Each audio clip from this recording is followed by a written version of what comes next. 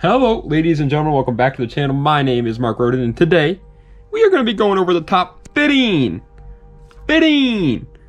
most famous race cars ever made. These are just, obviously, they're just race cars that are very, very well known. Keep in mind, a lot of these race cars I do know about. I've known about them for a while now, but they're cars that I don't really know much about their history or their, you know, the type of league that they're in or whatever. I just know that they're legendary. So that's kind of, if I'm a little bit rusty on some of the cars, that's the reason why. But without further ado, let's go right into the list with number 15. Coming into the number 15 spot is going to the Suzuki Escudo Pikes Peak car. This is a obvious hill climb monster Pikes Peak time trial gargantuan spoiler having boy. It was obviously very incredible in terms of its Pikes Peak performance, but it actually got pretty legendary through things like video games, Gran Turismo 4, Gran Turismo 5, games like Forza and stuff like that. They had this car in it, and they kind of taught us in a sense that this is a great car, and so everybody kind of grew up knowing that this car was great, and now it's even more legendary than it was before, which is awesome to see.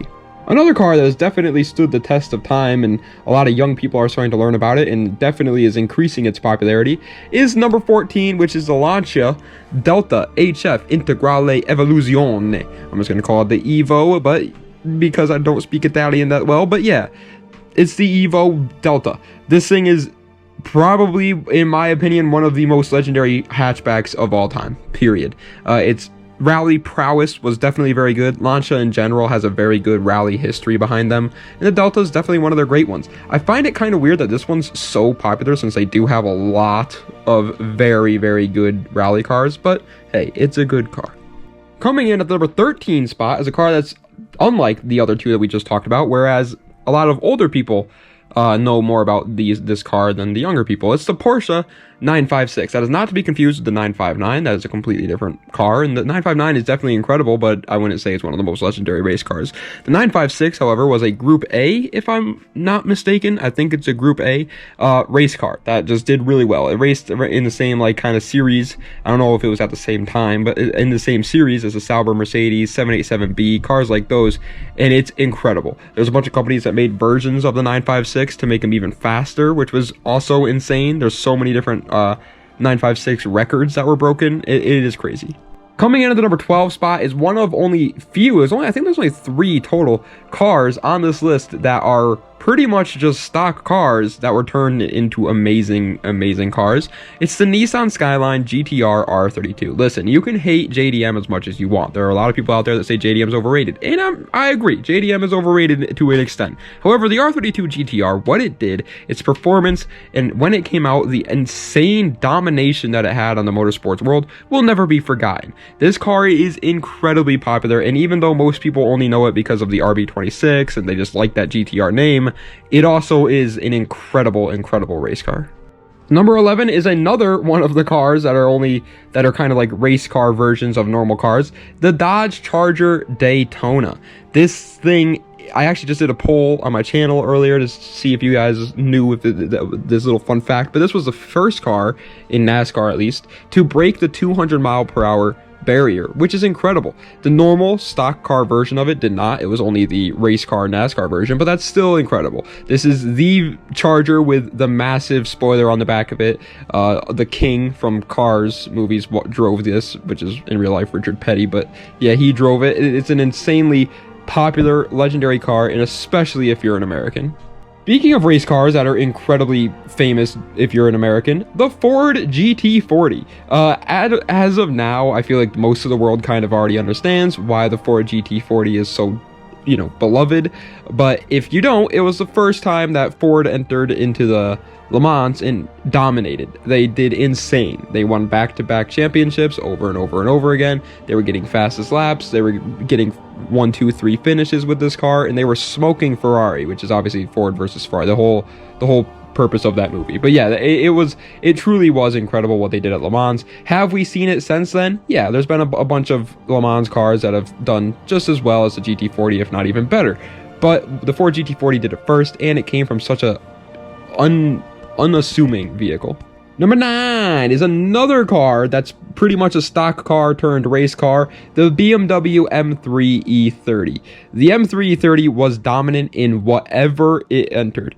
M3 ever since then has been a very good car. Nowadays they mainly race M4s or M6s just because the coupes are better to race, I guess. I don't know. Don't ask me. But they usually race those cars and not the M3s anymore. But they're still incredibly good. The M330 obviously started it all. But literally, like I said, it was entered into everything. Rally racing, circuit racing. It's obviously can be a good drift car if you wanted to.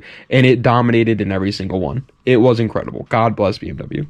Coming in at the number 8 spot is going to all the different versions of the Sauber Mercedes LMP whatever car. I don't know what these things are called. I think they're called LMP ones. I don't know. I just call them Le Mans cars because they race in Le Mans half the time.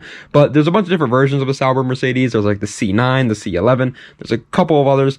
But they're all very, very good. These things are the gray Mercedes, which is so weird because a lot of these other cars, like, they have a paint job that you know, and you know, like the GTR R32 is that blue calsonic paint job. Everybody knows it. The Charger Daytona is the blue Richard Petty paint job. Ford GT40 is the blue and orange paint job. Everybody kind of knows that certain paint job that the car has. The Sauber Mercedes, it has one of those, but it's literally just a gray color. There's nothing special about it at all. It's just gray, and still everybody loves the car. It truly was incredible, and they're one of the most beautiful race cars too. Let's go back to the wonderful world of rally racing for a second to talk about the Lancia Stratos HF.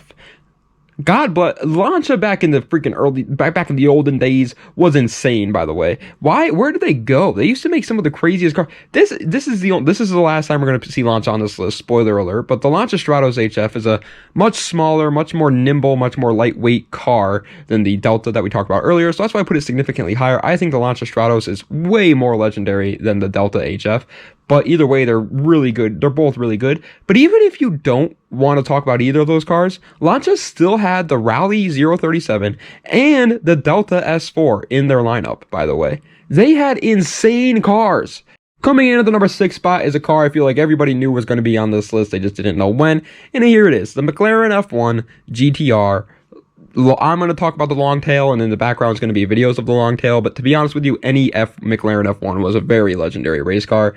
The Longtail was even significantly better, had better aerodynamics, was lower to the ground. It's very rare. I mean, I think the Longtail is even more expensive than the regular F1 GTR, if I'm not mistaken. But either way, they were insane. This, once again, like I said before, every car has their like colors that everybody knows them as. McLaren had that white with red like checkered flags on the side of it, paint job for the F1, and everybody freaking loves it. The F1 GTR will go down. The F1 in general will go down in history as probably one of the most legendary cars of all time, period. But in terms of race car status, it is just as insane. Coming in at the number 5 spot is going to go to another Japanese-made car, the Mazda 787B, a rotary-powered race car that freaking took the world by storm. It looked absolutely incredible, by the way. The 787B is one of the most beautiful, oh my god, race cars I've ever seen. Like, this thing is gorgeous. Again, every car has their, typical liveries that everybody knows them as. Mazda's was the renowned livery with the orange and the green, and it all collided together to make a perfect color, which is so weird because orange and green usually don't mix well, but for some reason it worked on this car. The 787B also had one of the best sounding motors of all time, commonly regarded as the best sounding race car of all time, and honestly that makes sense. Rotaries just always make that wonderful angelic sound, and the 787B had an insane rotary under the hood. Coming in at the number 4 spot is a car that I admittedly don't know much about. As a matter of fact, the car after this I also don't know much about, but it's the Porsche 917. Now, even though, like I said, this is what I tried to go into this with an unbiased thing. It obviously is kind of hard to do that when talking about like the best of all time and certain things. But the Porsche 917, I personally have never really cared for. I never really did a lot of research on it, but I mean, it's in everything. Everyone talks about the Porsche 917. You're looking up videos of like, oh, great race cars. The 917 is going to be in that list. It's just, it truly did make a mark somehow. I just sadly don't know how. I wish I could tell you guys. I wish I could tell you how great this car is, but I don't know. I mean, if I looked it up, I get a bunch of different sources telling me a bunch of different things, so it's kind of pointless. Coming in at third place is another car that, again, I admittedly don't know that much about, the McLaren MP4-4. This is actually the only F1 car on this list, because now here's the thing, there is a lot of F1 cars out there that are very, very, very, very legendary. It's obvious that they are, because F1 is, I would definitely have to say, the most popular form of motorsport out there. I didn't want this list to have any F1 cars on it, but when I saw the McLaren MP4-4, I knew it just kind of had to be there. Even though, again, I am not a big F1 fan whatsoever, I don't really care for it at all, to be honest. I've heard of this car. This is a car I'm pretty sure Ayrton Senna drove. Again, don't quote me on that because I'm not an F1 guy, but it's one of the best F1 cars of all time. I do know that. I know it's in almost, again, every racing movie, game, whatever, it's going to be in it. Okay, but now I promise we're back to cars that I do know a lot about. Second place, in my opinion, the second most legendary race car of all time is the Audi Sport Quattro S1-E2. This is, again, another rally car. I know it's kind of weird. Some people might be like, how is a rally car more famous than an MP4?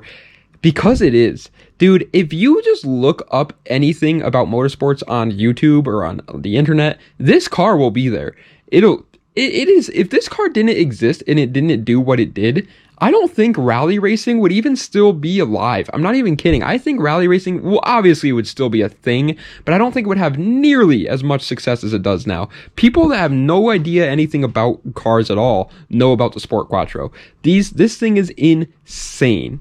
But of course, first place, I actually think a lot of people are going to forget about this one because it's the Ferrari 250 GTO. The Ferrari 250 GTO is definitely legendary for multiple reasons, but the number one reason I feel like people think that the Ferrari 250 GTO is so legendary is only because of the price, because this is one of the most expensive cars in the world. So since it's so expensive, I think people think that that's the only reason why it's so legendary, but that's not the case. This car has an insane price, not just because there's a limited number of them, that definitely helps, but it has that price because of how incredible it was at racing. It was insanely good. This thing was not only ahead of its time, but ahead of the universe's time, dude. It was like, there was probably intergalactic races going on, and they were getting beat by Ferrari 250 GTOs.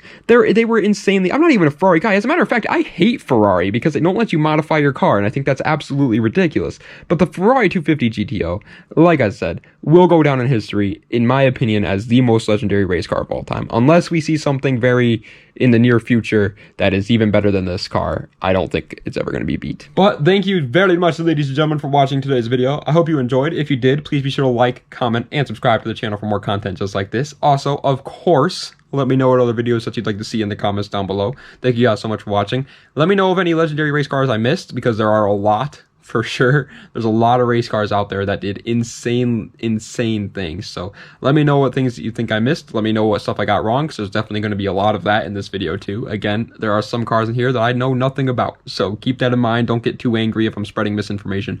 I'm not trying to. I'm just trying to entertain you guys. But thank you guys so much for watching. I appreciate it. Das Vidania, and have a nice night.